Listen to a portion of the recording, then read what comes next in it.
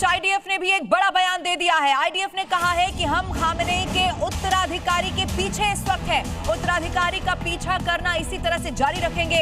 इस बैठक में शामिल होने वाला निशाने पर रहेगा। हालांकि देखिए, ईरान ये साफ कर चुका है, चूंकि अभी तक खबर वहां से यही मिल रही है कि कोई मीटिंग होने नहीं वाली है, क्योंकि आपको याद होगा एक मीटिंग का ही हिस्सा थे खामेनेई, जिसमें तमाम टॉप कमांडर्स मौजूद थे, जिसमें मार दिया गया उनको। अब ऐसे में खबर ये मिल रही है कि ये जो खतरा इस वक्त सुप्रीम लीडर पर बना हुआ है, सीधे सीधे चेतावनी अमेरिका इजराइल की है कि जो भी सुप्रीम लीडर होगा उसे छोड़ा नहीं जाएगा।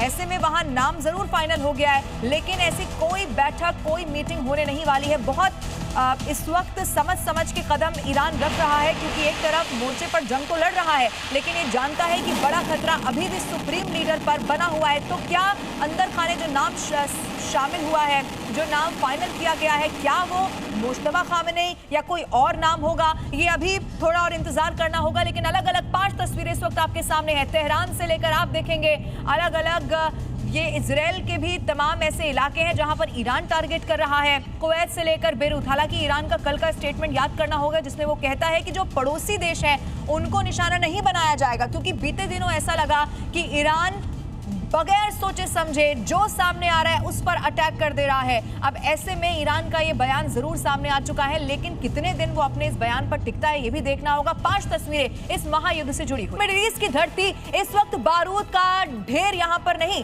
बल्कि धधकती हुई आग की भट्टी बन चुकी है। आज युद्ध का 9वां दिन हो चला है और तेहरान से लेकर हाइफा तक की बात की जाए तो अगर कुछ नजर आ रहा है तो वो सिर्फ और सिर्फ तबाही के ही निशान है। इजरायली पीएम बेंजामिन नेतन्याहू ने हुंकार भर दी है कि ईरान के पास अब गिनती के ही दिन बच गए हैं। तो उधर व्हाइट हाउस से डोनाल्ड ट्रंप ने चेतावनी दी है कि ईरान को उसकी गुस्ताखी की कीमत चुकानी होगी। ये महायुद्ध कैसे भीषण होता चला जा रहा है, बारूदी बवंडर कैसे आया हुआ है। अलग अलग 5 तस्वीरें इस वक्त आप देख रहे हैं जी न्यूज पर। तेहरान से लेकर आप देखेंगे इजराइल, कुवैत, बेरूत, ये जगह अलग हो सकती है, लेकिन इस वक्त तबाहो बर्बादी का मंजर बिल्कुल एक जैसा। ना इजराइल और यूएस पीछे हटने को तैयार हैं और ईरान जबकि इनके मुकाबले कमजोर माना जा सकता है, लेकिन उसके बावजूद ईरान अब पूरे आत्मविश्वास के साथ इन हमलों को और बढ़ा रहा है। ईरान में बारूद बरस रहा है, मिडिल ईस्ट में महाविनाश की तैयारी है। अमेरिका, इजराइल तेहरान को तबाह कर रहे हैं।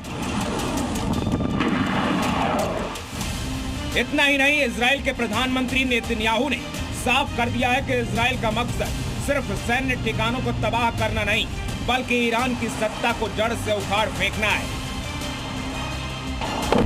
और इसी के तहत इजरायली सेना तेहरान के आसमान में बारूद बरसा रही है। नेतन्याहू ने दावा किया है कि ईरान का मिसाइल प्रोग्राम अब कोमा में जा चुका है।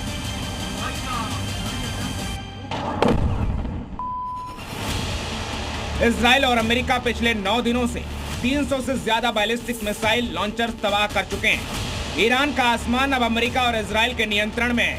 ईरान का एयर डिफेंस सिस्टम लगभग खत्म हो चुका है। ईरान के 17 वॉरशिप और एक पनडुब्बी तबाह हो चुकी है। तो वहीं राष्ट्रपति ट्रंप ने ऑपरेशन एपिक फ्यूरी के तहत अमेरिकन नेवी को सख्त ऑर्डर दे दिया है कि अगर ईरान ने स्ट्रेट ऑफ हॉर्मुज को बंद करने की कोशिश की तो उसे दुनिया के नक्शे से मिटा दिया जाएगा। ट्रंप ने 2 टूक कहा है, बिना शर्त सरेंडर या पूरी तबाही। ट्रंप और नेतन्याहू की धमकियों के बावजूद ईरान भी विध्वंसक हमले कर रहा है।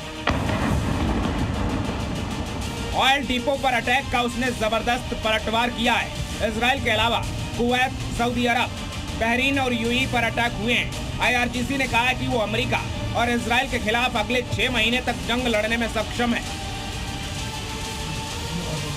आईआरजीसी ने दावा किया कि मिडिल ईस्ट, अमेरिका और इजराइल के सैन्य करीब 200 ठिकानों को निशाना बनाया गया है। लेकिन जमीनी हकीकत यह है कि तेहरान की सड़कों पर अब सन्नाटा और खौफ है।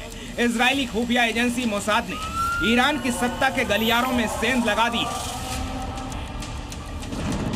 मेहराबाद इंटरनेशनल एयरपोर्ट चल रहा है।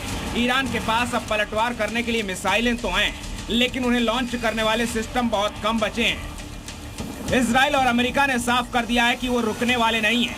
वहीं ईरान के राष्ट्रपति कह रहे हैं कि सरेंडर का सपना दुश्मन कब्र में लेकर जाएगा। लेकिन धधकते तेल डिपो और तबाह होते मिसाइल लॉन्चर कुछ और ही कहानी बयां कर रहे हैं। दुनिया भर के रक्षा विशेषज्ञ मान रहे हैं कि अगले 48 से 72 घंटे ईरान की वर्तमान सत्ता के लिए अंतिम साबित हो सकते हैं। ब्यूरो रिपोर्ट, जी मीडिया।